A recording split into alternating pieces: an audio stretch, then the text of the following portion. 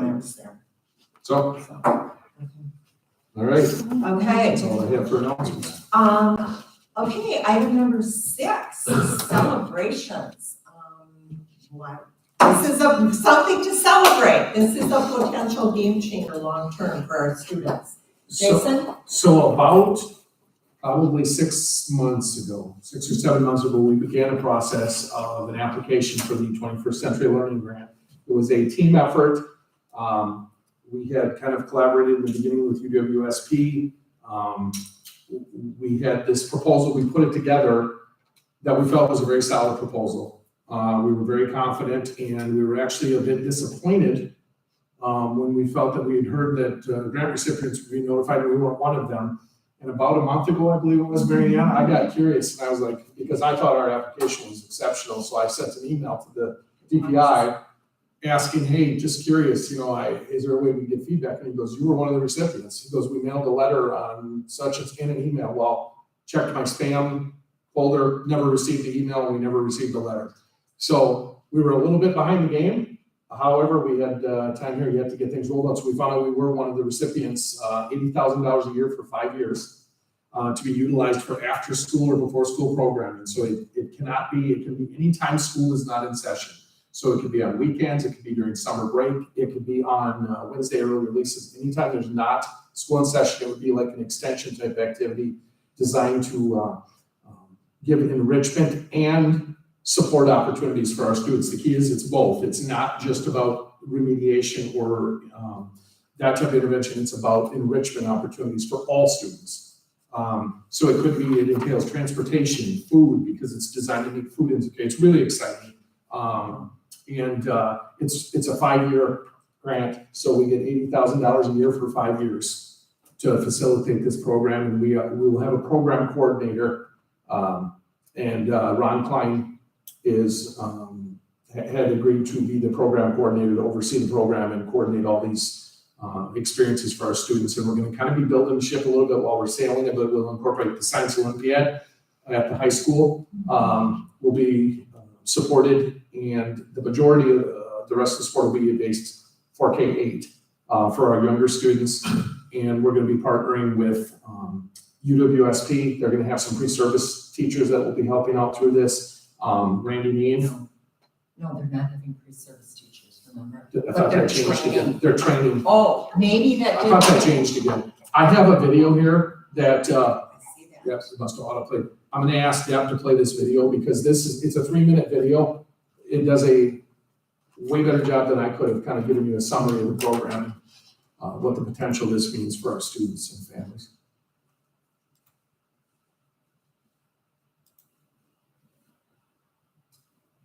Does your community have students in need of expanded opportunities for learning and a safe place to be before or after school, school closures, or during the summer?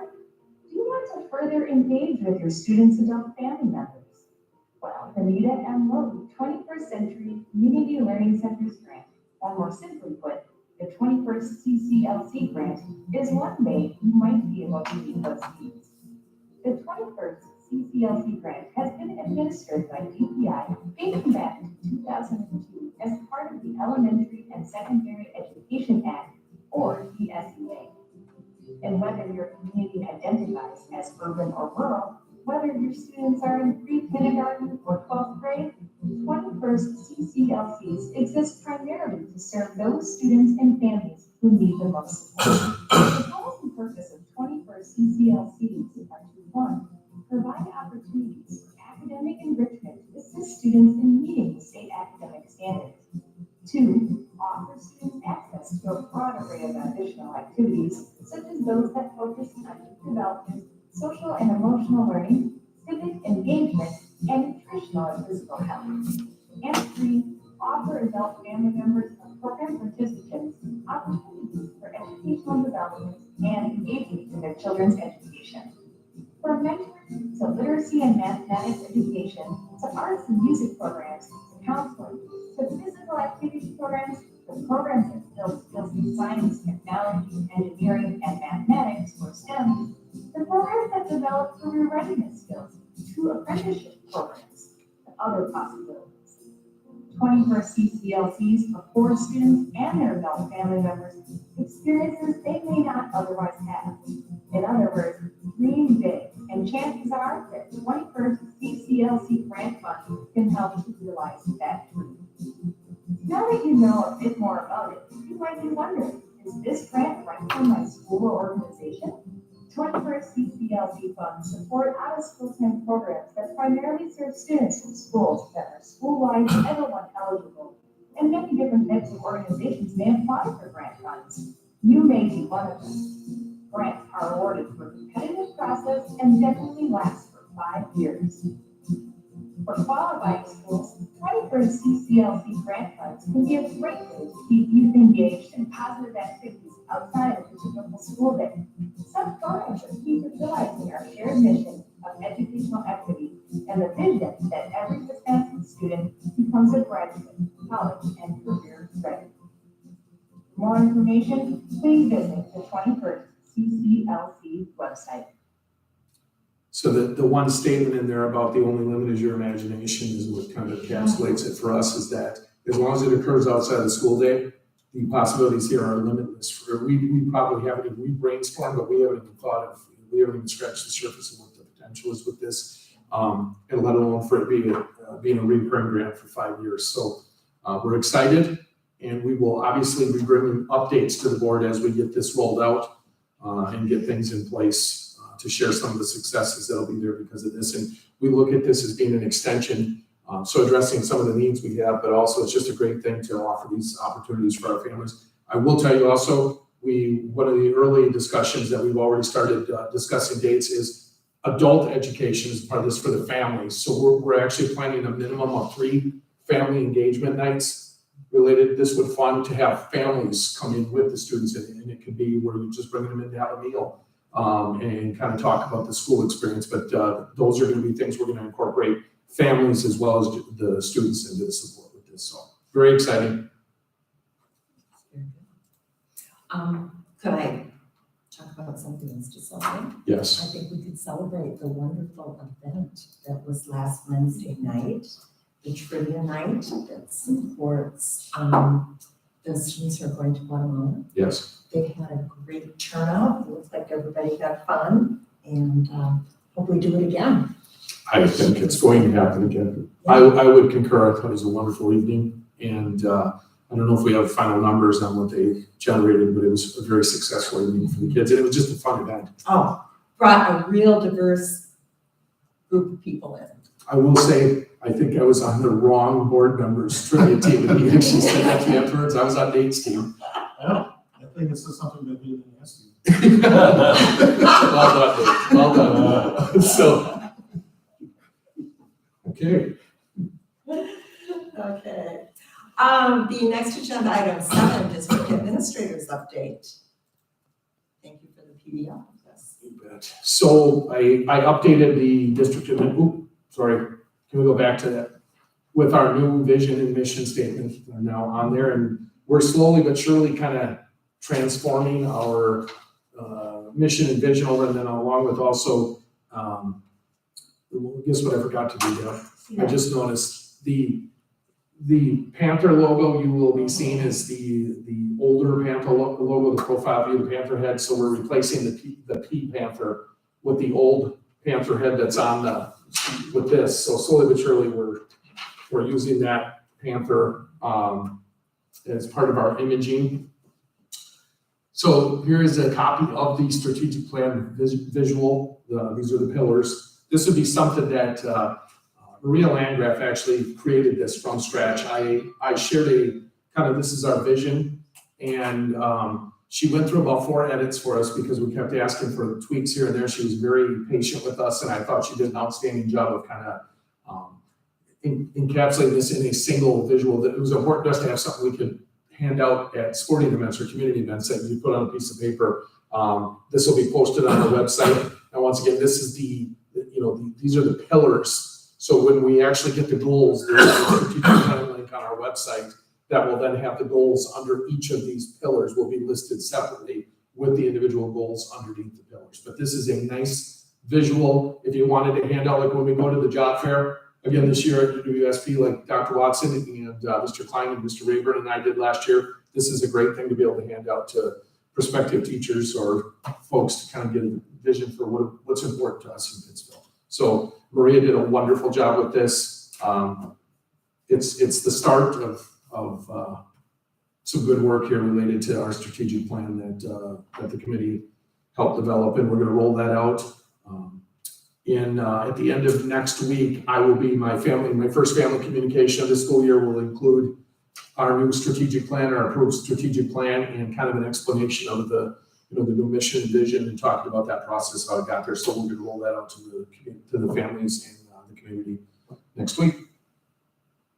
So I wanted to give you an update on the infrastructure changes to PCCC. So if you recall at the last board meeting during the director reports, we had talked about the wait list, and that was something that I think we all agreed. We had indicated as an administrative team that was a priority. We don't want to have families on our wait list for our PCCC because the short of that is that the community was told early on that through the resources supporting PCCC that this would be something for the community to access. Second thing is, if folks are not able to find childcare here, one of the reasons for PCCC coming into existence, I wasn't here for it, was to give our families a place for sustainable childcare so that they weren't taking their kids to Marsh River Rapids to work with them. And then it would be more likely they may enroll in another school district. So getting the families off the wait list was a priority. We had a couple of limitations right now. One of them would be, we had talked about the staffing, but the staffing alone was not the limitation for this. It was about the spaces in the rooms that we had. And the 4K, I'll take a moment to explain to you, the 4K change, what it did is we had a lot of school age and preschool age kids in PCCC. When we made the switch to all day 4K, those students now, the majority of those families, matter of fact, I believe all of them chose to enroll their children in all day 4K. That opened up spaces, albeit the teacher, to now then focus on our toddler infant areas, which is where the majority of our students are right now. We're very heavy in that area. It's a good problem to have, right? We have a lot of kids in the program, but also on the wait list. So what this allows to happen is by modifying that space, because for that age level, you have to have 2 entrances / exits. So by adding this exit, what this will do is it will give us 2 spaces that could accommodate these students, because we are very confident we're going to get all of the families. Tab reached out to all of them off the wait list that are ready to come. There are some families that are on the wait list purposely because they had to get on the wait list because their kids are not at the age they want to have them come in yet, but they wanted to lock the space up.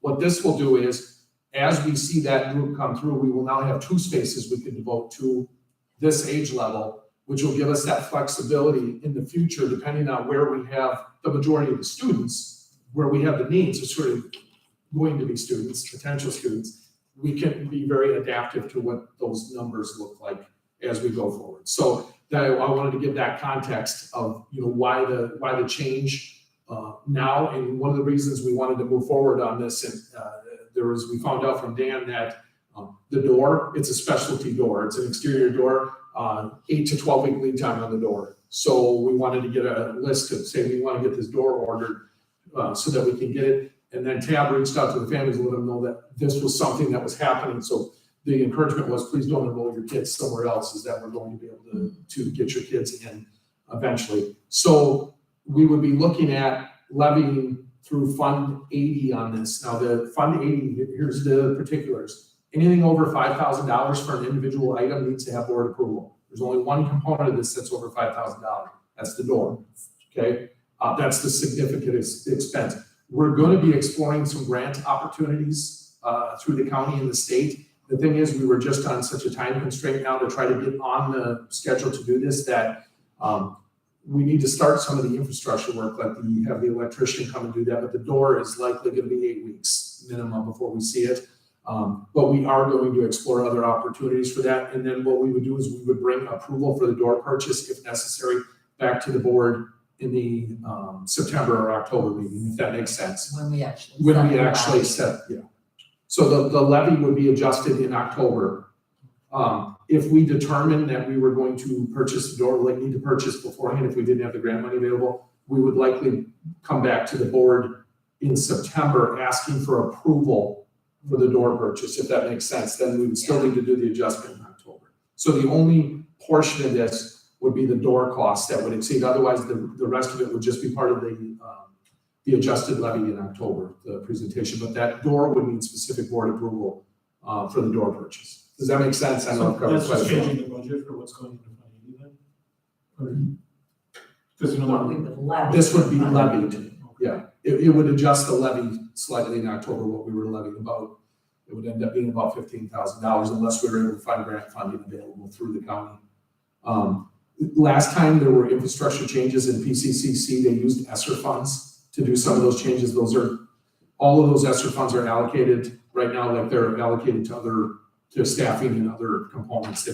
So we don't have ESSER funds available. If we did have ESSER funds available, this would have qualified under the ESSER funds, but we don't have that, so we need to explore some other opportunities. But, it checks a couple of boxes. Is number one, it meets the immediate need on the wait list, and number two, it gives us that flexibility moving forward to be able to pivot where we need to meet the needs of our families. Because nothing can be more frustrating if, you're a resident, you want to get your kids into childcare here and aren't able to do so. So we wanted to be responsive to that.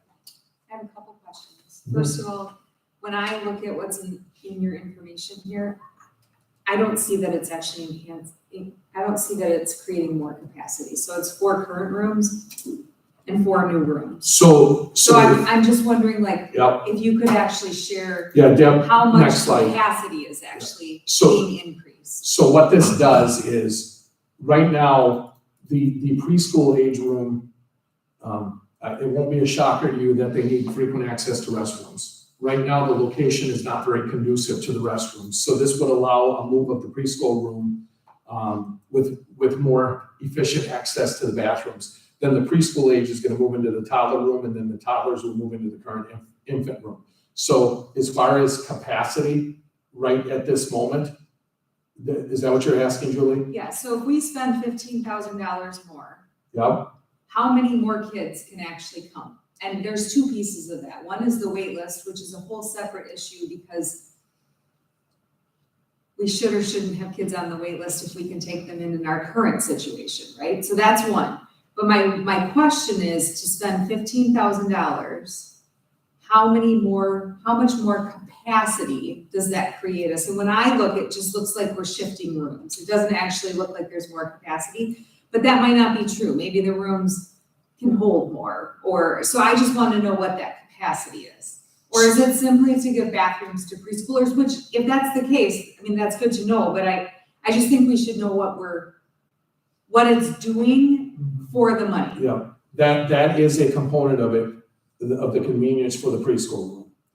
And I would tell you, I talked to Tab today about it, we will be able to meet the needs of all of our families on the wait list. But could we meet all of the needs of all of our kids on the wait list without spending $15,000? Or are we actually creating more capacity by spending $15,000? Because I have to confess, and it's okay to not know the answer. I don't know the answer to that right now. What I would tell you is I will find out the answer, because what wouldn't make sense to me is if that were not the case, I feel like we would have had them off the wait list already.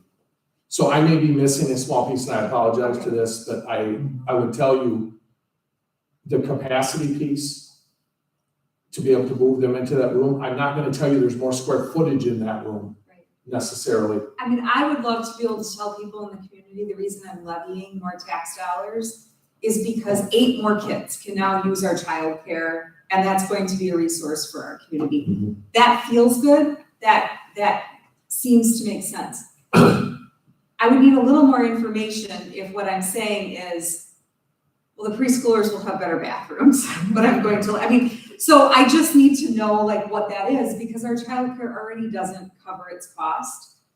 However, I think it's critical for us to have a childcare resource in Pittsville, and that's fantastic.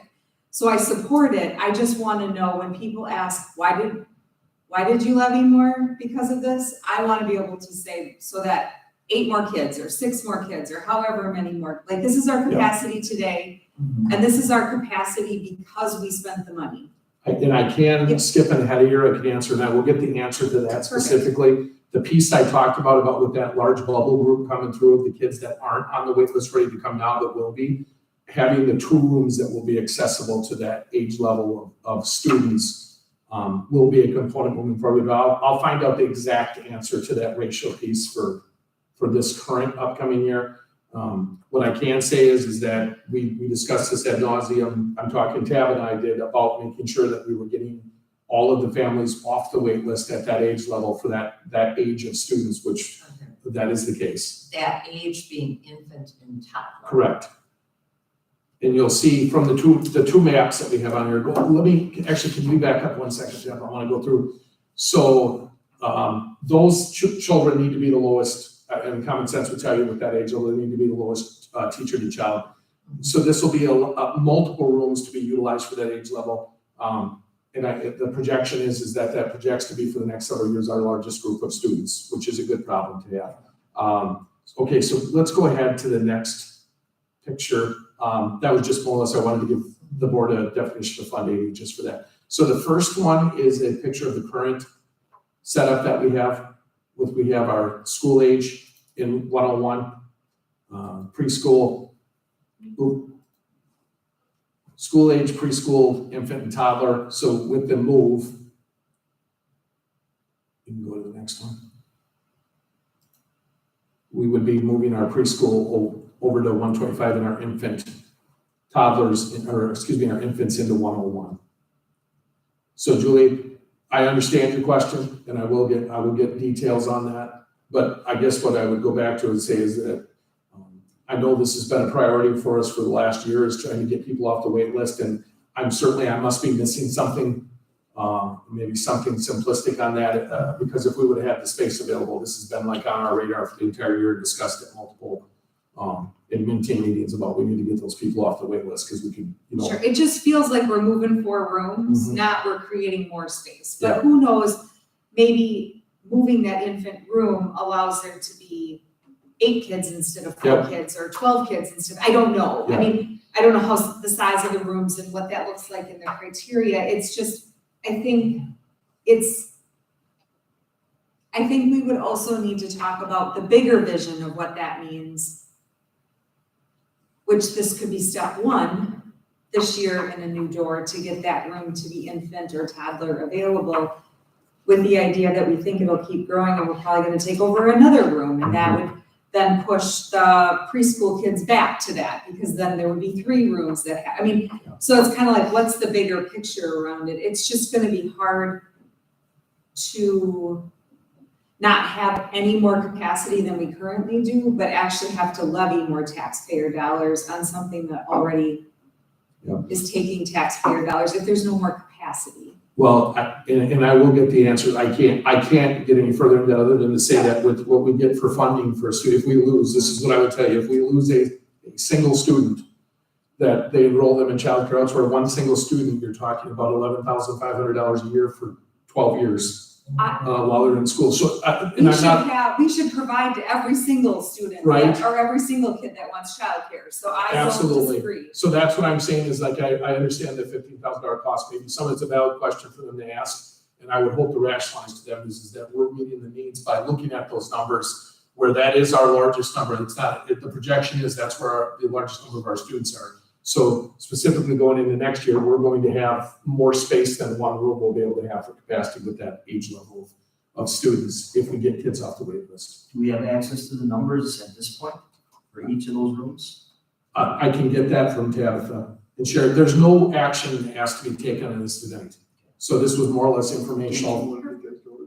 Well, right now, we technically placed the order. We can cancel it. We had to place the order because we wanted to get in line for the door. So I will get the answers that to that question and Chris's question, and then I'll share that information with the board. So what we would be coming, as I said earlier, is we would be coming potentially with approval for the door purchase if necessary next month, if we're not able to find any grant funding available to help cover the costs through the county. So I see that you want more access or easier access for the infant. Yep. Yet it's right next to the entrance room if we just switch it up. I assume there's a law that says you have to have two in. You have to have an exterior exit for the infant room. And they do those other two rooms, the 125, 123, go out to the playground. So they have exterior, yeah, so 102 would not be, there's nothing we could do with 102 to ever put infants in there because it doesn't have an exterior I exit see. entrance. Yeah, I had to have that explained to me too, Chris, because I didn't know that, having not been involved in the childcare area.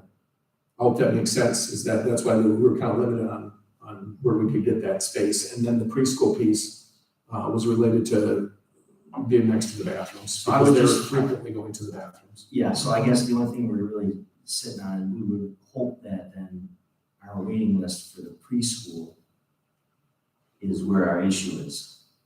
Because that looks like a bigger room than what we would be having in the Yep. current situation. Yep. So apparently I'm just assuming that our need for a larger preschool room is one of the biggest reasons we're doing this. Yeah, and I'll tell you, I'll share those numbers with you on the projections, is our largest number of students are in the infant toddler area, which would then be as the kids progress through, would be the preschool, if that makes sense. So we do have bigger numbers in the infant and toddler. Those are our biggest numbers that we're gonna have Yeah, coming at the through right current now. time, we have them in the largest rooms. Yes. And we wanna put now infants in a smaller room. No, I don't think that room is necessarily, 101 is necessarily smaller square footage, it's about a horse apiece. Yeah, I think they're all the same size. Yeah, they're pretty It's not to close. scale. Must be thicker walls or something. I don't know. It looks like it. Yeah, it's just Yeah. not to scale in there. Scale. It may not, I don't know, but yeah, there's a negligible difference in size, is my understanding from talking to Dan when he was going through with the square footage. Obviously the 123 and 125 have those connecting, like the little storage and office area, but effectively, they may be, a couple square feet larger. But I can get the number component for the number of kids at each age level. Yeah, we gotta see that That would be there's helpful. some benefit to getting more in there. Okay, so Jason, you'll provide some follow-up information? Tomorrow morning, I should be able to have that information tomorrow morning. Sounds great. Okay, Dr. Watson is going to Yeah. talk to you about another celebration per se. The Wisconsin States of Career and Technical Education Summit in the Dells. It was a 2-day summit, 10th and 11th. On the 11th, our team in this picture here. Who missing something? Jordan's missing. So that team plus Jordan presented. Their topic was CTE, and I'll read it to you. CTE Academies for Rural Schools. Are you looking to increase partnerships with local employers, get practical experience for students, elevate student relationships? Learn how a rural district provides students job shadow experiences, internships, financial awareness, work readiness skills, and more. And then it goes on to describe what we do here. So it's just kind of a reminder that our program is exemplar for Central Wisconsin and for schools our size, and how we get students in their career path and the experience and the connections they need before they graduate. That other districts want to be like us and they want to have a team like this, plus Jordan. So they did a very good job. I wasn't able to be there, still on duty, but they, the reason they get requested to do things like this is because they're just such a strong team. They're able to explain this well, and they get lots of good questions about how other districts can do it. We've had other districts coming to ours the last couple of years too, to kind of learn about how we do things here too. So something to be very proud of, and they did a very good job. Please extend the board's congratulations to the team members. And just from an employer in the area, we had 2 individuals go through their career plan, like what's it Their called? senior thing? Yeah, senior their job cap, shadow? yeah, their The capstone. capstone. And one of them still works for us, and she transitions back and forth between the Marshville location when she is home. Yeah. And our Stevens Point location when she goes back to UWSP, and she's continued to have a number, she won't work for us forever when she graduates, but continues to have additional job experience, and it's just been fantastic. And that all came out of the senior capstone. They're just- So, What we have here and that team that built it, just miles ahead of what other districts are doing. They're trying to catch up, and it only helps the entire profession when people have conferences like this and can learn what districts are doing well. So it's good that our teachers want to take 2 days out of their summer and present and also coach at all these other meetings. So So it's very exciting. I will show that. Mary. Thank you. So I presented at the last meeting, kind of our strategic planning process and what were the next steps coming related to the strategic plan that the board approved. I wanted to give an update because we actually had our data dive on July 31st. We had Chris Betcher from CSEP attended, and albeit we had numerous technical issues, that was during the blackout when the internet was down campus-wide and there was no cell phone service on the campus. So the city was kind enough to allow us to use the community center, so we transitioned to the community center. And then what we found out is we overloaded the system down there. We're only able to get about 5 people at a time on it. We had 18 staff show up for this. It was voluntary. We had 18 4K8 staff come to this data dive. So I wanted to give you that update. And then as you can see, the next steps coming up, the data is actually, we're working on data compilation right now and like getting a sorting feature to have the majority of the data available for staff. When they come back next week, we're going to do a district level data presentation for all staff. That'll be led by PSD staff that attended the data dive. They will lead that data presentation for the rest of the staff. And then following that, the grade department and the building level teams are going to meet and they're going to discuss the data. And then they're going to use that to set their building, grade, and department goals based upon the data. And the individual staff, we talked about the SLOs and PPGs will then align their SLOs and PPGs with that work being done at either the grade or building level. So we're all rolling in the same direction is what it comes down to, and that's working towards student achievement. And not only student achievement, but as you know, I put on here all 5 pillars of the strategic plan. So there will be committees. There will be a health and wellness committee that will be focused on that student and staff health and wellness. Gina Martinovich has expressed an interest in facilitating that. So each of those then pillars will have their own group doing some work to set goals and bring those back to the board. So I just wanted to kind of give you an update from the data piece. So that went wonderfully. We got a lot of good feedback from the staff who attended. They were very, very excited about the next steps after digging into the data. This sounds like a really good step forward to getting everybody moving in the same direction. Data-driven decisions moving forward. Data drives our decisions. Sounds good. Any questions from board members? And follow up from earlier question, one of you asked how much was raised at the trivia night. It was $6,000. Excellent. Very good. Did staff have any concerns or issues with this strategic plan that was set? I've heard none. None. I've heard only good feedback. Doesn't mean, but no one has reached out to me with any concerns about it. We will, so part of my district administrator welcome next week when staff come back on Tuesday is I'm going to roll everything out to them, kind of this whole plan encapsulating what we're talking about here. But we've been communicating that all along. But yeah, nothing that we've heard as far as any concerns. I would tell you, actually, one thing not directly related to strategic plan that we just heard from staff is that we don't want more. You don't want more on our plates, right? And this does precisely what they're not putting more on their plate. What it does is it kind of fine tunes everything and focuses it. Because if we're doing something right now that doesn't fit under one of these pillars, then we need to stop doing it as a district. So it allows us to go through and kind of look, what are we doing?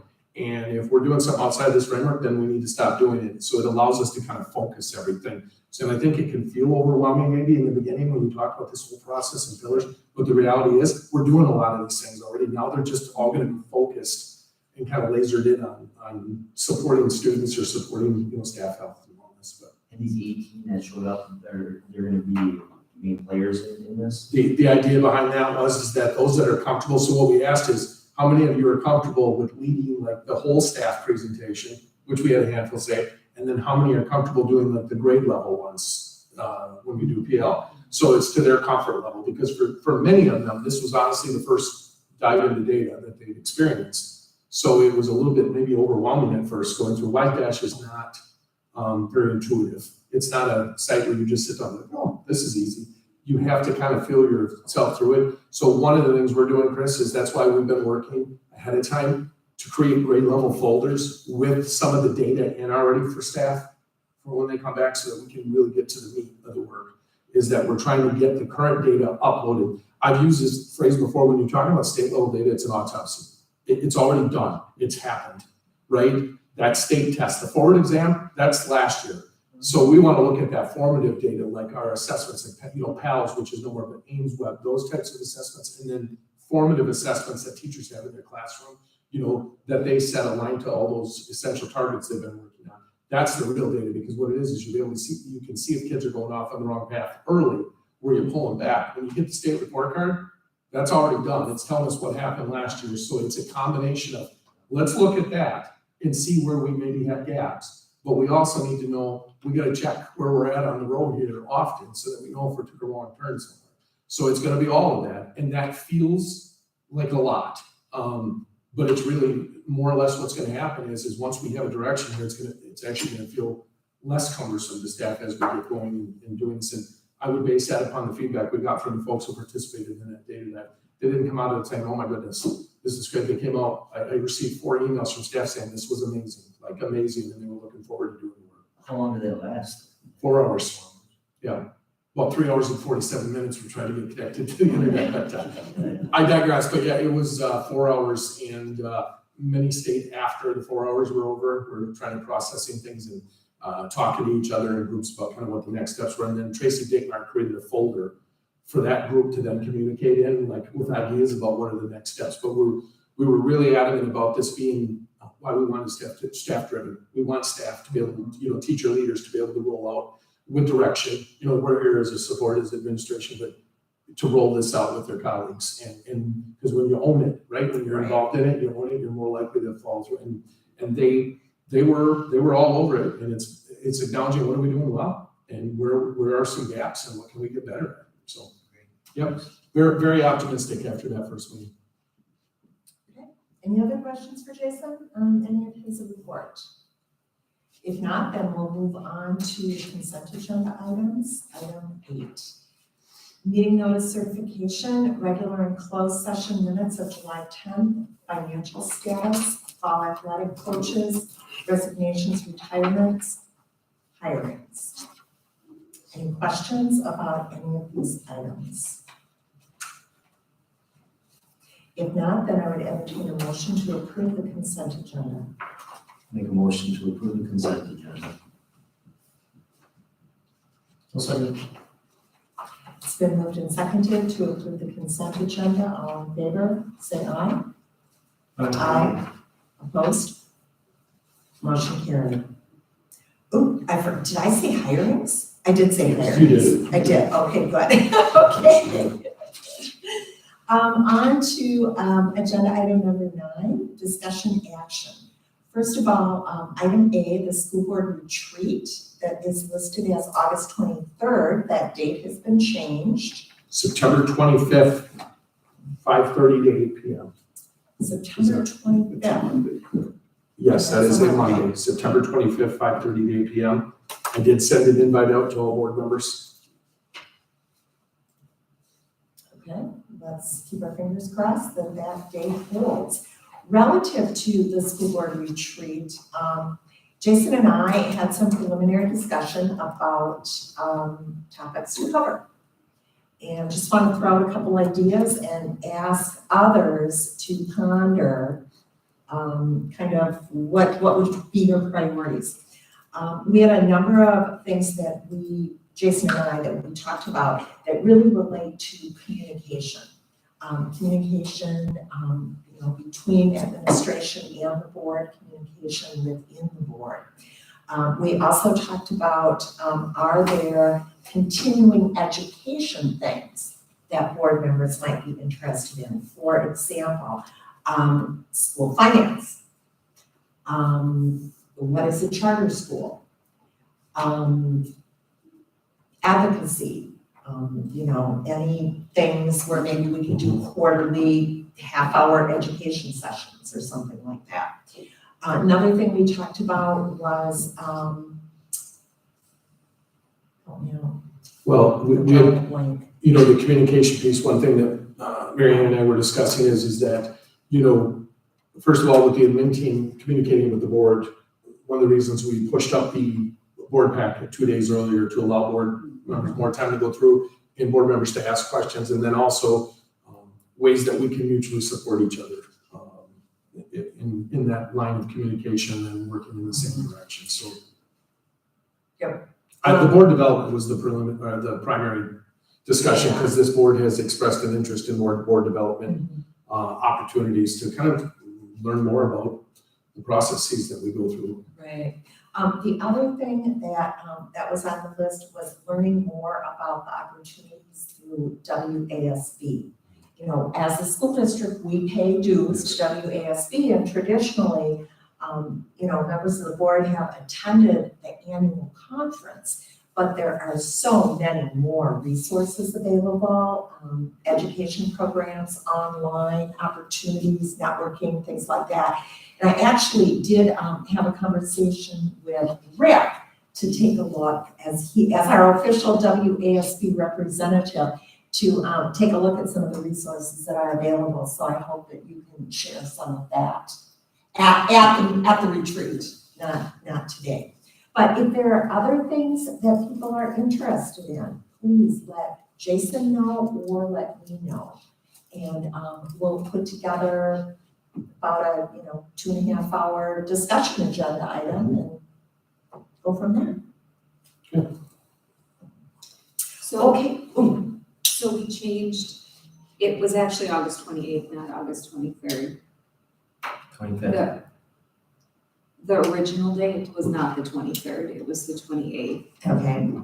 right? I mean, it was a Monday night, not a Wednesday night. It was a Monday night. Only because I can actually do the 23rd, so I didn't want to have to cancel it on you if it Okay. was. So I think it was the 28th, not the 23rd, but we're actually moving it to 5:30 instead of 6, because it was originally 6, but now we're pushing it back to 5:30. Do you want to, we can make it 6 o'clock. Just want to make sure I'm here on time. So we decided, Yes. we decided 5:30, not 6. If everyone is able to make it, obviously it wouldn't be quite as late at night for those that have to work the next morning. Yeah. Thank you. And And thanks for making the adjustment. you're welcome. Okay, item B, lunch prices for 2023-24. So you have the handout and you saw that Pam did a pretty effective job of laying out all the different options. The most important component here to look at that I feel we need to focus on is the under the facts portion. So we all know that in 21-22 that all meals were free to students, and then that went away last year. So then we were curious to see how that would affect our families, right? Well, we have data. And the data would indicate that we had a 30% decrease in students taking lunches, which is concerning to us. And then another one was we had over 30% of our families had delinquent lunch accounts last year.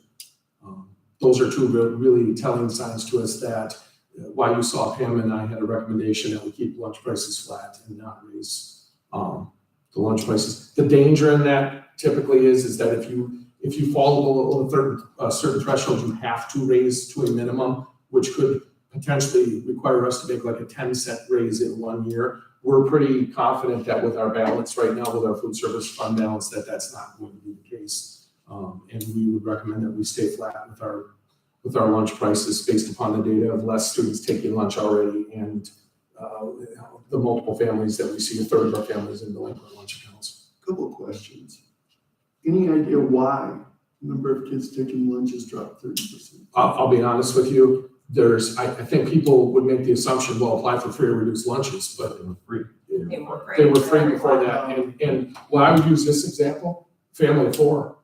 When you're talking school lunch, now, is this a very affordable meal? Really, when you break it down, yes. But when you multiply that out times 5 days per week, it's expensive. And I think you probably saw more students taking cold sack lunches, maybe parents. What we certainly hope not to be the case is kids not eating lunch.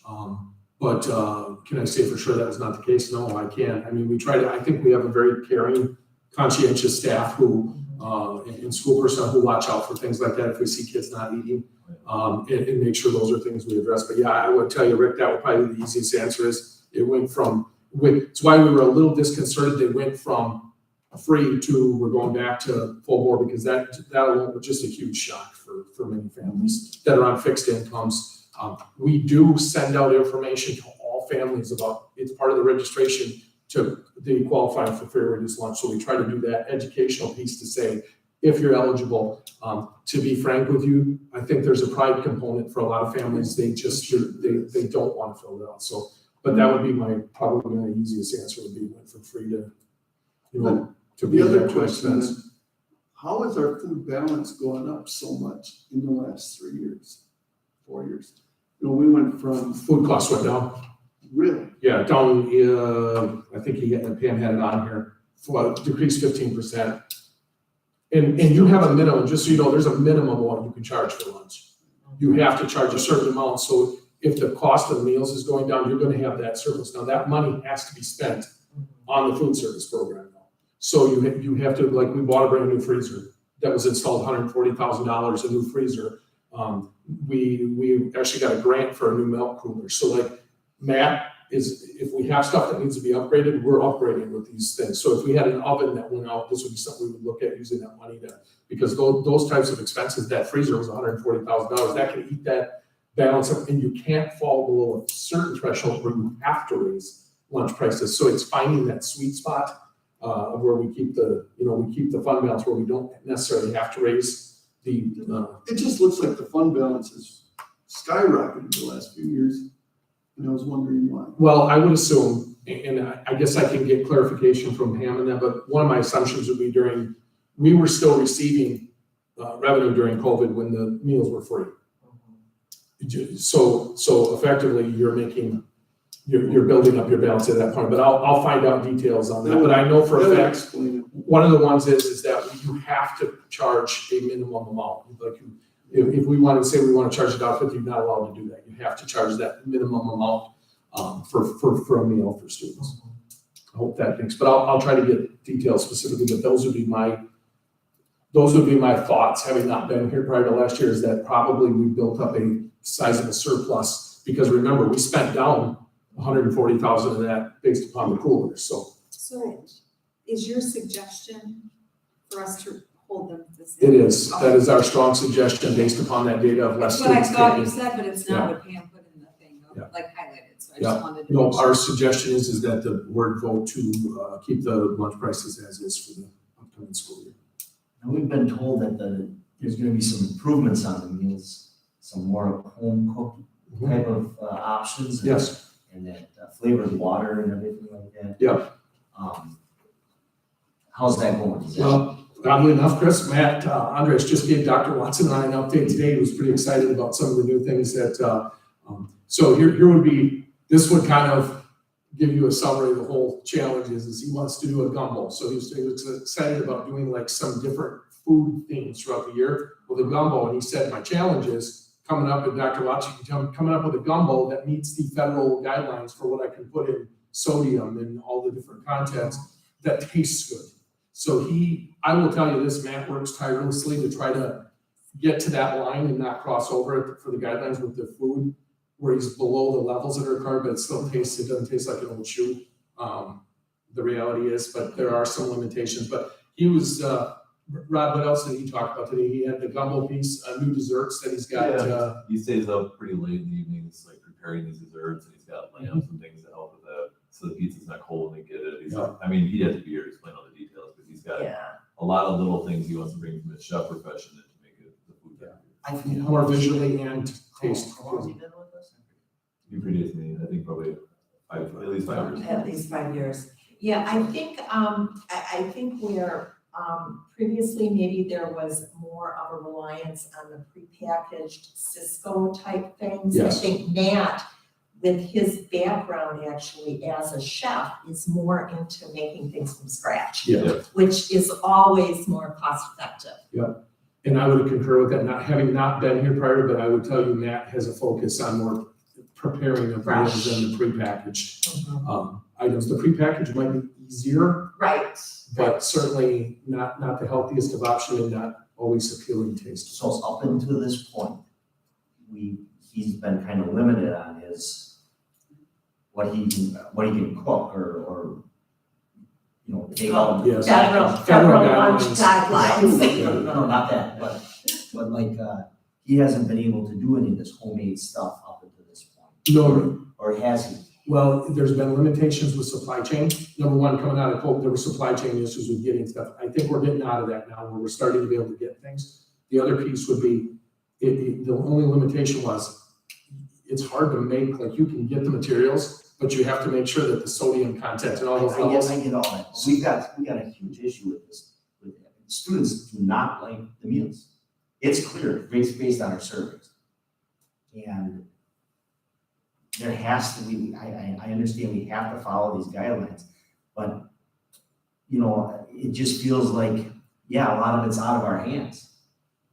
That would be, We have to figure out a way, I guess, to, and I'm glad that he's working on something. I'm very, very curious to see, I would like to see some type of survey in next year, because, you know, when people just aren't taking meals, and when, my understanding is when they do take them, they just throw most of it away anyways. And well, I would tell you one thing, like he did at the end of the year, when he did that pizza taste test with the kids, when our pizza distributor ended, he had students and staff come in and do the taste test on 5 different pizzas, and for them to pick, all of them met those guidelines, but they picked the one that was the tastiest of those pizzas. So I would tell you, Rob mentioned, Matt is working tirelessly, like he wears this, trying to make sure that we're finding stuff that's appealing to the students. so, but he just started doing this No. work. No, I would not say that's the case. Now, once again, I was only here for this year, but I'm gonna tell you right now, I don't think Matt just turned on a switch this year. I mean, Rob is. I can speak a little bit to it, Chris. He could obviously tell a lot more, but I know that 2 years ago, my first year, students came to me and expressed concerns that the lunch is inedible. So they met with him. He disagreed with some of their assessment, but then he changed a lot of what he was doing. A lot of what he was doing was the prepackaged stuff, and that still would be true for breakfast because there's no prep time. Crew comes and they get served, so it's all cellophane. But he started doing more like taco bars and things that are appealing to kids. Full disclosure, I think you're absolutely right. A large percentage of what's taken by students was right there, especially when it's free. It was just revolving doors. So, I would say, because I eat the school lunch like 1 day out of 5, my kids eat it like 3-4 days out of 5. It's better than it was, and I know that they try very hard. I think there's room for improvement. I think that your question about feedback, like, are we surveying the students? I would encourage you to think like all school lunch across the country are fairly popular. You know, so how we compare against the number. And that's my problem with this, is that, you know, here we sit with this issue, but the bigger problem is the ideas on a higher level. Can we have student board members that'll be at the next meeting? That might be something we could ask them to look into and pull their peers. That'd be actually a great project. And meet with Mr. Andres respectfully and Yes. share their feedback. I think, and I would encourage them to include little people in their polling, because they see it different, but Yeah. they'd be very good at it. And I would anticipate part of the strategic plan specifically related to the health and wellness, and that feedback would involve, you know, that committee exploring feedback as we go through this process. And especially when it's tied to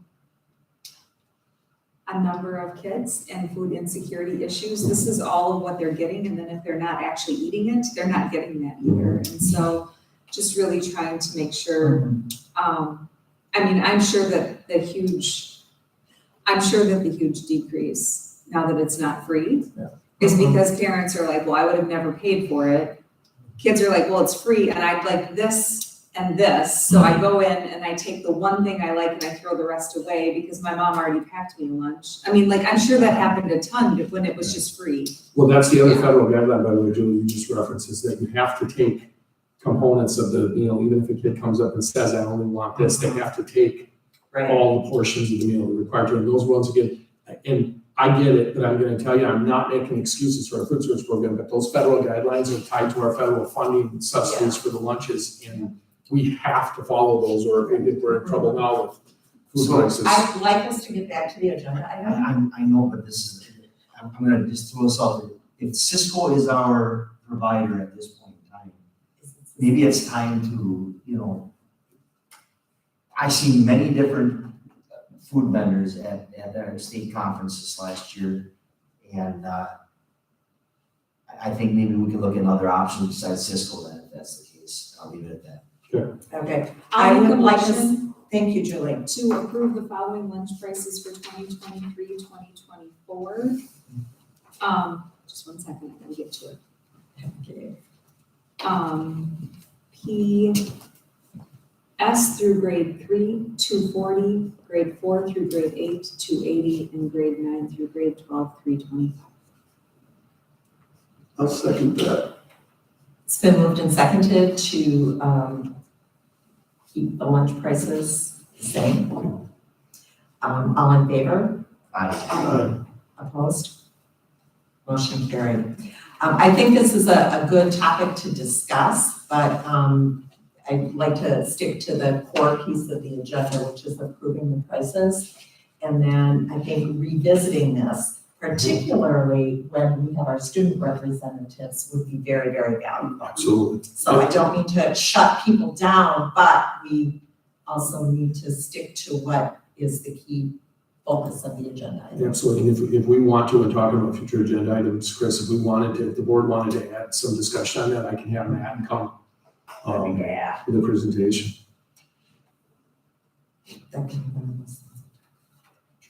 Okay, item C, the contract addendum, language for hard to fill positions.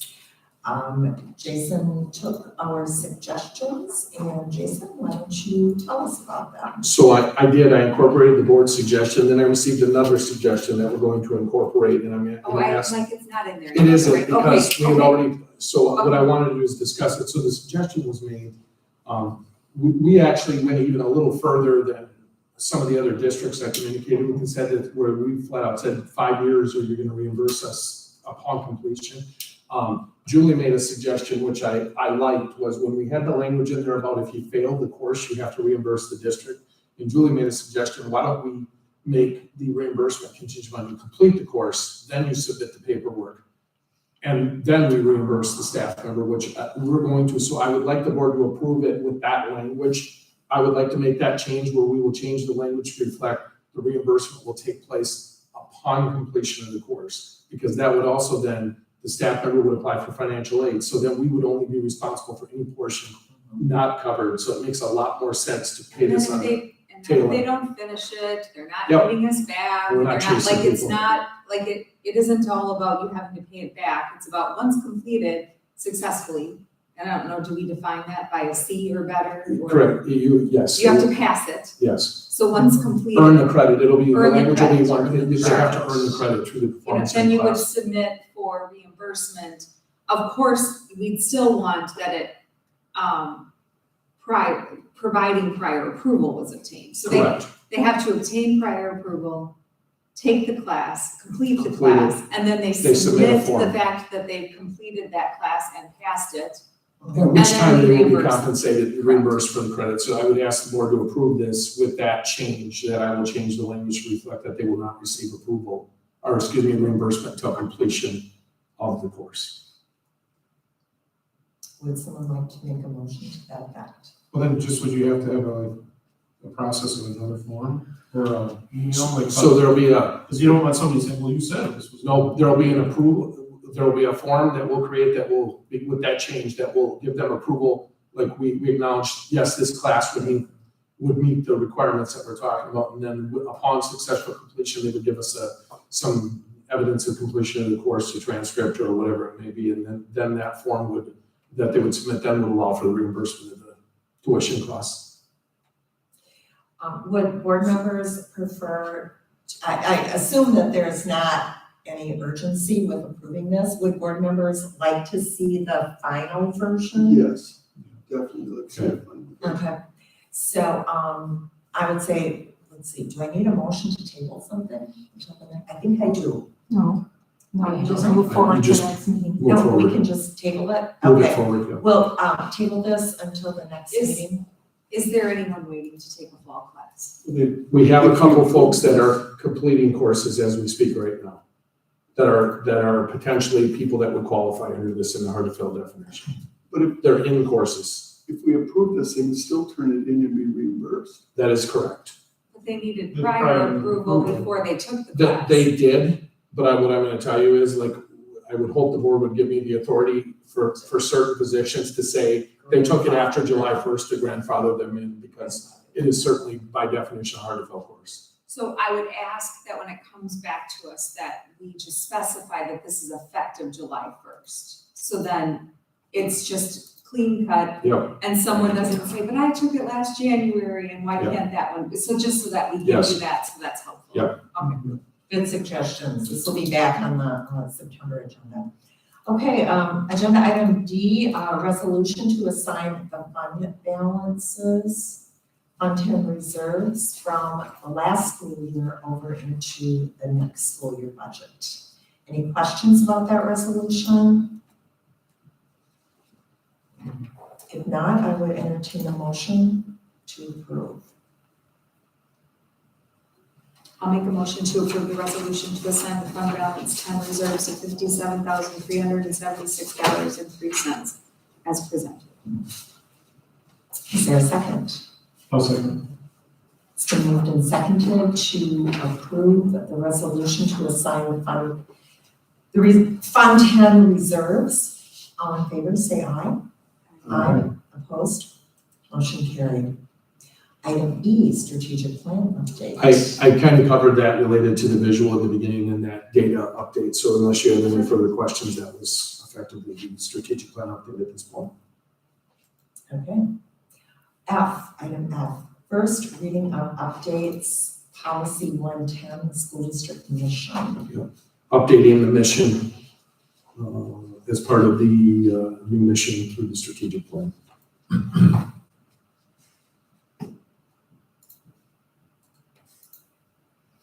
I'll make a motion to approve. Is there a second? Do we have a Oh, second no, you reading? don't have to, you don't have to second it. It's just the first reading. This is the first reading, okay.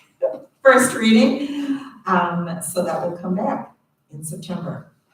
Employee handbook updates. Employee handbooks, every year we go through this, and actually it's a very good thing because I think as a district, we learn things. Also, we get input from WASB, and also sometimes things change statutorily. So it's a good thing to take a look at this every year and to make those appropriate updates. I would add one piece to that is we solicited staff feedback. We sent out a survey to staff asking for handbook suggestions in the spring, I believe it was. And we got about a dozen responses. Some were things we'd already implemented or were implementing, like the pay time off, those types of things that we were proposing, but we wanted to get staff feedback for suggestions. The majority of them are, as Marianne said, are WASB recommendations. They recommend, they have a legal team that reviews statute policies, and they give us suggestions. It's part of the services that Marianne talked about, our WASB membership. This is one of those components for policies and handbooks that we rely on them to give us feedback on handbook updates as they come through. So my only suggestion is new laws have just been passed, that some of the changes that you're recommending are actually not actually allowed to be in a handbook.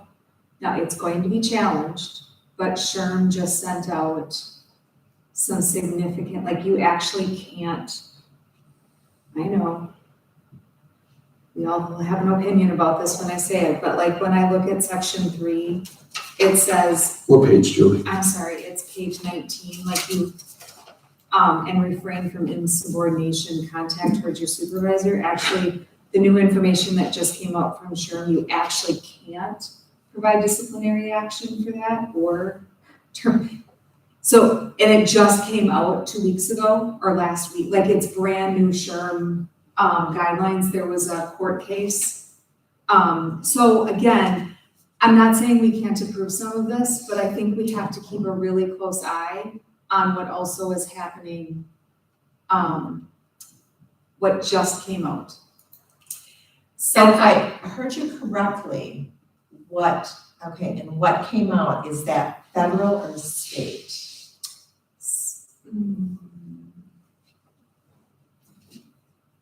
I'm relying on Julie because I'm not familiar with what she's referring to. That's a really Where do good you see it, question. Julie?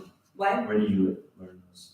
Well, we're members of SHRM at work. and so- Society for Human Resource Management. Right, and so there was just a court case and it will be appealed at some point, but it was actually a very interesting, which will change a lot of things into the future, Potentially. And so I'm not saying from a perspective of us approving things tonight, I'm just putting it out there as it's something we probably want to just take a peek at. And I can send you the findings that, it's actually a lot of things that came out in that. Okay. The That- only thing that's confusing, and I don't dispute what you're saying, is that was specifically a WASB recommendation. And Deb, what was the language they used was update for, Edited for clarity. edited for clarity. Specifically to this sentence, they asked us to add this specific sentence for clarity. That was from WASB. Now, board, I want to remember, the board obviously has authority to approve this, but our job is, I bring forward recommendations from the organization, school board organization, for legal aid. It's not my responsibility to pull out things and not present them to the board. So I'm certainly comfortable with whatever the board wants to do. I just want you to understand, we take those recommendations and implement them as WASB recommends and then bring them forward. But the board has the authority to make edits or changes to the handbook. If this is a ruling that recently came out, it was probably from the US Supreme Court. So for me, it's always helpful to understand the context. Are we talking federal or state law? So I'm just throwing that out there. I would, here, the only, and I don't mean to muddy the water here, but what I would question is that in any work setting, how any employee, I'm not talking schools, I'm talking any employee would be unable to discipline an employee for insubordination towards a supervisor. Does that make sense what I'm asking? Like, to me, that doesn't make sense because in an organization, you have structure in that component of decorum. So that's the only thing, I'm not doubting at all what you're saying. Yeah, it was the August 2nd ruling by the National Labor Relations Board, so NLRB. Oh, okay. So they're saying that you cannot discipline insubordination. No, No, to me, what this is, okay, employees are expected to carry out the instructions and directives of supervisors and to refrain from insubordinate conduct toward a supervisor. This seems like logical. It's just an expectation, it's not a mandate, really. Right, but what is insubordinate conduct? But Well, that's broad, it's very broad. it's very broad, it's poorly written and defined. Because it varies from person to person. and that is actually, I think, one of the strengths of this. If you try to define something like insubordination, Well, it That- doesn't that's- apply to state or federal or governmental units, so it probably won't affect schools. Doesn't apply to governmental units, okay. okay, And I would just, good conversation, what I would say is, absolutely to Rick's point, there is, like, our whole section 5 of our handbook is employee grievance procedures, and that's that due process and the checks and balances that are absolute, because what you said is absolutely true, Rick, is it's gonna vary from person to person in each situation, and then you have your due process to be able to go through that procedure of, it goes to the, if it's towards an administrator, it goes to the district administrator, and eventually to the school board through that grievance process. So, and I certainly would tell you, there's no, I understand how that language can come across, but I think this is one of those things where they're saying, like, this is kind of common sense, it's something that needs to be included, but certainly, the power that a person wields in that position can be subjective, but we have a process to go through a grievance procedure if there were to be something that were unfair or. Regardless, it has to be articulated in, a violation of a policy, for example, articulated in the sense of this against law or against policy. I mean, you can't just say that, Well- do as I say or else, well. I disagree with you. But that's where the appeal process comes in. That's where the because appeal it can't be process arbitrary comes and in. capricious. It can't be, like, that's the whole why we have all these policies that, and the board is our governing body, that eventually it gets to the board makes the determination. We can't just invent, and I will tell you this, so I'll say, as a former 15 years as an educator and now 11 years as an administrator, it's the exception and not the rule to look for people looking up for arbitrary type things. And the idea is the process is set up with checks and balances to avoid having that get to that level. But I think it's a good conversation. But once again, this is just a recommendation they had for clarity. Specifically, they mentioned they wanted this included for clarity related to the policy. So I bring it forward to the board makes the decision. If the board decides you don't want to include that sentence, no, I have no issues with that because there are other references in there that could probably cover that, but I think that's the whole point behind the clarity piece is they wanted that specifically for that clarity piece with insubordination. I don't know, and I'm trying to simplify this in my brain. Having been both an employee and having been a supervisor, but you're expected to carry out the work that, your supervisor tells you to do this or to carry out the work, and you shouldn't be a jerk to them if you disagree. It's kind of my common sense, plain English example. Don't be a jerk. If you don't want to do something, don't be a jerk. And I would even expound on that, Mary Ann, is that it goes both ways, is that we have administrative rules of decorum that this isn't a matter of do as I say, not as I do. Like we have parameters we have to follow for the same thing is don't be a jerk and let's treat people respectfully in both capacities. So this happens to be this component, but that certainly is a requirement all employees in this district are under.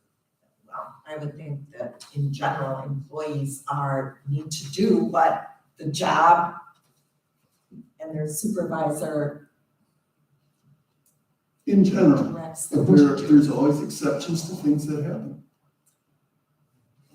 And we have this is- due process for that. This says it clears it up, but to me, it muddies it up. The language is not as direct or as clear as what I would like to see. And I do think it's covered in other areas. This is under a heading, we're picking out a sentence that's under a heading of district expectations. It's So- true, but it is also, when we're adding it to the handbook, it gets highlighted as another statement we're putting in. And again, I'm just one voice here, but my 2 cents would be, it's another I have said this for a number of different years.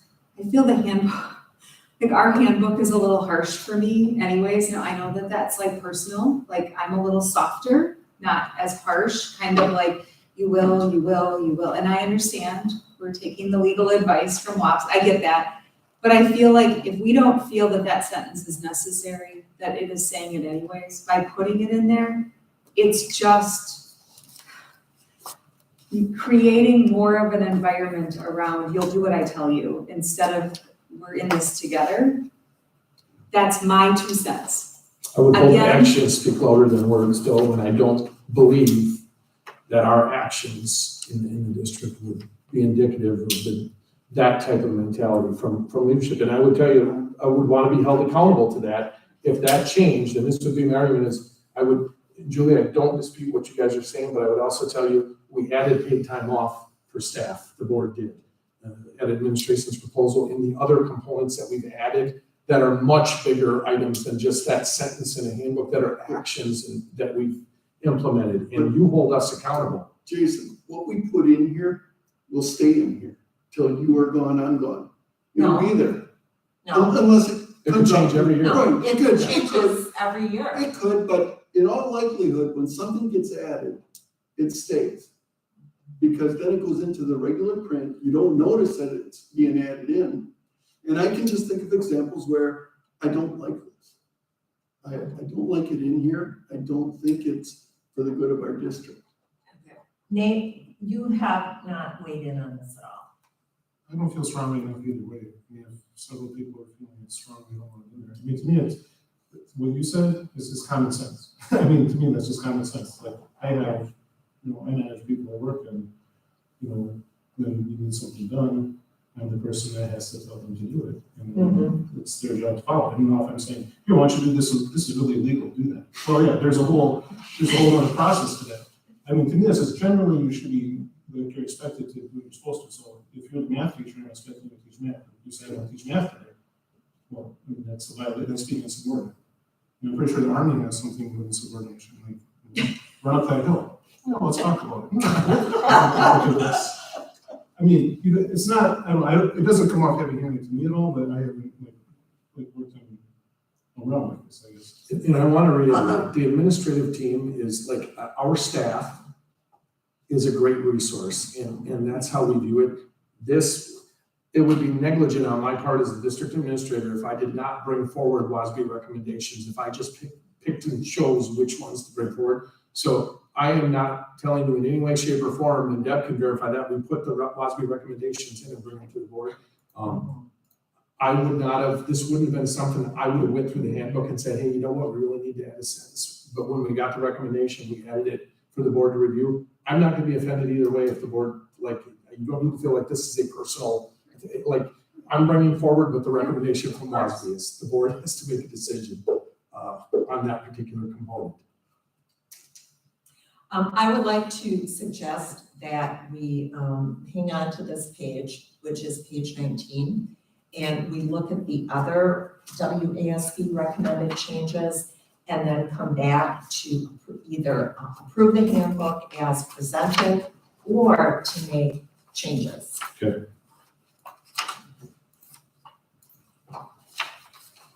Are there any other components specifically that we had any thoughts of? I agree with all the rest of the components of it. Because I think what Mary Ann, if I'm hearing right, is if the board's gonna make changes, do them all at once as a recommended amendment.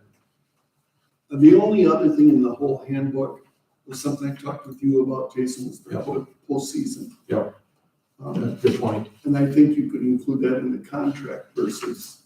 Yeah, Rick had mentioned the language with the coach postseason pay is to have something making sure that the coaches had turned in all equipment and completed their duties prior to getting the postseason pay. But as he just pointed out, is that something it's part of the contract is coaches have to complete. They have a checklist of things they need to complete. We will make sure that that happens before, just like if they had ended the season at the end of the regular season, they'll complete those duties.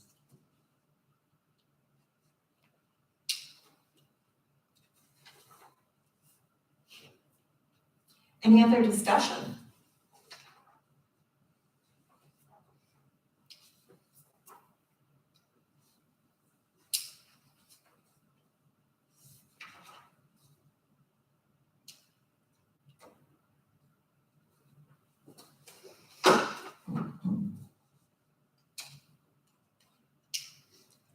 So my assumption could be that a member could make a motion related to that specific language if they chose that would be voted on. Well, I think what I'm thinking, we need a motion to approve the handbook as presented with the changes, or make a motion to approve the handbook with a suggested change.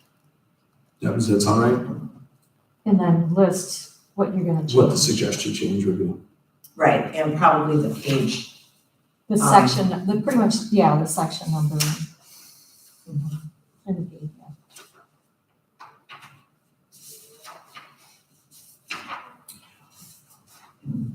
If no one's going to make a motion, can the president make a motion? Well, I'd like to make a motion, let's see how it goes, that we accept the handbook as it is with the exception of on page 19, 301, we take out the new sentence that's been included under general employment practices and expectations. I would like to see us take out employees are expected to carry out the instructions and directives of supervisors and refrain from insubordinate conduct toward a supervisor. I just don't feel there's enough clarification in that. I'll second that. It's been moved and seconded to approve the handbook with one deletion. Is there any further discussion? I will be voting against this motion. So I just want to let people know ahead of time. I think this is what WASB is recommending. I think that we should go with what WASB is recommending. I also do not believe, based on my experience on the board, that once things are in the handbook, they're in there forever. They can be deleted in subsequent years. So, So is the thought for removing it just like the impression it leaves on people? Is that the gist of why you guys want to see it out, or? That's one of the reasons. Yeah, and then you said because it's not clear enough. It's not clear enough. Insubordination to me needs a little more clarification the way it's being used here. It's hard to put insubordination though into different terms, and there's so many that it can fall under. And Exactly. to actually write that out, if you were to write that out, it would be very lengthy. I think that the word insubordination covers the important factors and expectations of an employee. They can always appeal, you know, and there is a due process, as Mary Ann stated.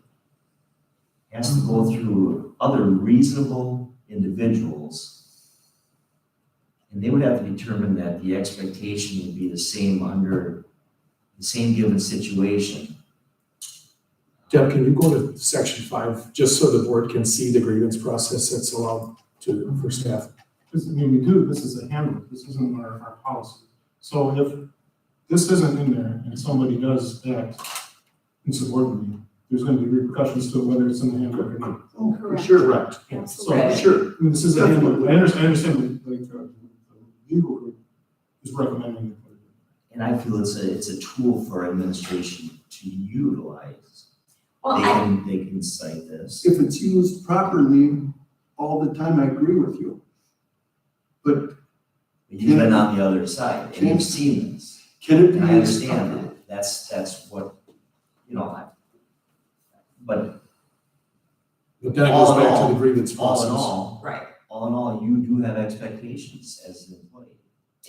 Yeah. see, when I look at this within the context of employee expectations, I look at it as employees are expected to do what their supervisor tells them to, and their not to be a supervisor. jerk about it. And I want to clarify that, Disagree. and if their supervisor needs to be following policy with what those directions are, and I know Nate talked about it, if it's something that's illegal or immoral, like Right. you have the ability, so we are all held to follow policy and procedures, like there are discipline, like if I act out of line, the board, you know, you are my supervisors. Right. I have to follow policy, the administrators have to follow policy, so that's what that grievance piece is for. So I want to clarify, I know it sounds like I'm playing both sides of the fence here, but what I would tell you is, this was not something we brought forward, but I would also argue, I would be remiss if I didn't argue this piece, is that also,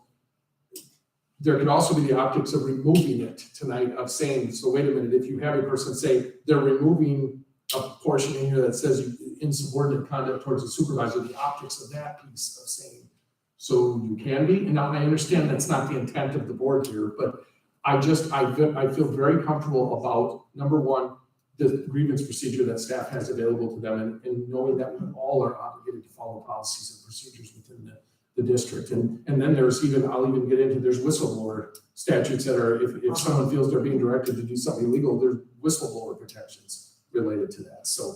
Okay, I would like to propose an amendment. And that amendment would be to keep in, employees are expected to carry out the instructions and directives of supervisors, period. So Mary Ann, And- I'm only asking, not that we can't do that, we can, but do we have to actually move forward the motion that's there first and vote It on has to be that? voted on. No, I thought first you have an amendment to a motion. Don't you first Just have wanna an make sure we're amendment? doing it right. So If we vote that down. he did, he made a motion, I got it. I seconded it. I just want to make sure we don't have to finish that one up before we can amend it. Anyone want to tell us what the, I just want to make sure. See, to me, that's a friendly amendment, Okay, because Perfect. subordination seems to be the thing that people are concerned about. Yeah, I don't I'm in know. agreement with you. Honestly, down the drain, say she's not changing the structure other than kind of. Okay, And to Perfect. refrain from insubordination toward, insubordinate conduct toward a supervisor. What then that is saying is basically, in the whole expectation thing, within that context, we expect our employees to do what the supervisor tells them. And if they don't, then There's consequences. we have a grievance procedure. There's consequences. If the insubordination is what's holding this thing up, Okay, but still, there's a motion and there's a second. And if. and there's you a have friendly amendment, amendment to the Then motion. there has to be a revote on the amendment. I think that first you vote on the amendment. This is how it is in the legislature. First you vote on the amendment. And then you vote on the amended motion. But we could do it whatever way you want. Yeah, I was looking at the Deb's Robert's looking rules it right up. now. I just want to It's make got a sure we do it T-shirt. right, that's it. Right. So that's. Well, how do you guys feel, how do you guys feel about that, with the subordination part, you know, is that? I feel like the sentence before it says that. Yeah, I'm curious what things added in there. Yeah, I'd like to I mean, talk to the lawyer because I feel that like says what's it like 3 there, times, but they said put it in for Right. some reason. For clarity, that Right. was all they wrote is added for clarity. It won't work in our situation. Apparently it's too clear. Okay. yeah, I mean, I don't disagree with what it's saying. We should work in an environment that when given an instruction, you should follow through on it. I just don't know if we need to add another sentence. If the board chooses to remove this sentence, it will change absolutely nothing about the way we operate Correct. here at the Dufferin District. And if the board leaves it, it will change absolutely nothing about what we do right now. I'm gonna go towards Okay, well, with your our amendment, employees and the way they feel. Let's just, would someone like to call, okay, first of all, I made a friendly amendment. It What was was the not friendly seconded. It amendment? was not I'll seconded. second the friendly amendment. What was the friendly amendment? To change the word and take up the insubordination. So, and to refrain from- Well, I'm gonna vote against mine. So just are expected to carry out the instructions and directives of supervisor, period? Yes. It's fine. I mean, to me, this is common sense. I agree with you, Mary Ann. I don't know if common sense is always followed. Then we have processes in place in those situations. And it's up to the people involved that feel they've been aggrieved to follow the process. Yes. And I would reiterate, you've heard me ad nauseum say that, I mean, our staff are a great resource for us. And I think our actions throughout the past year have indicated our appreciation for the work that they do. And that's why I would hope that language would. I withdraw my friendly amendment, So we're gonna vote on the original motion. which would be deleting the entire sentence. Okay, So we have a we have motion a second. and a second. All in favor, say aye. Aye. Opposed? Aye. No. 3-2. Did So 3-2. It's you gone. get that down?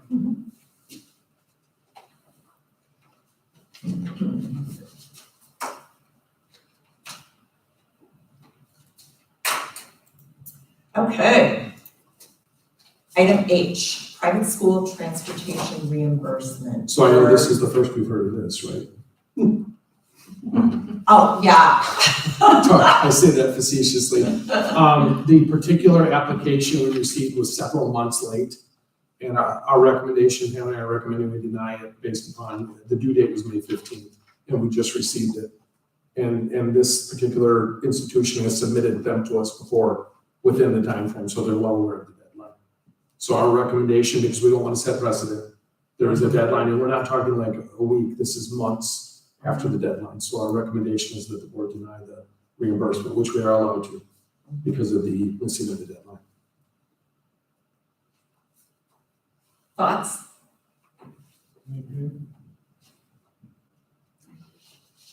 I'll entertain a motion. I'll make a motion to deny the request for reimbursement for private school transportation from Bethel Junior Academy for the family that put in the request letter. Is there a second? I'll second Any other discussion? All in Just- favor? Oh, go it. ahead. Just to include, when you send the denial, the information so they know when to submit to be on time next year. So just to also provide them the Individual- information so that if they would like to, I mean, it really is procedural. It isn't anything about anything else except this is the rule. Julie, to We're be following clear, the rule. I don't, and Deb can, I believe the family submits to the attending district that they're attending. The district submits the request to us. So I'm not saying it was the family that missed the deadline. It's Bethel Junior. Correct. Yes.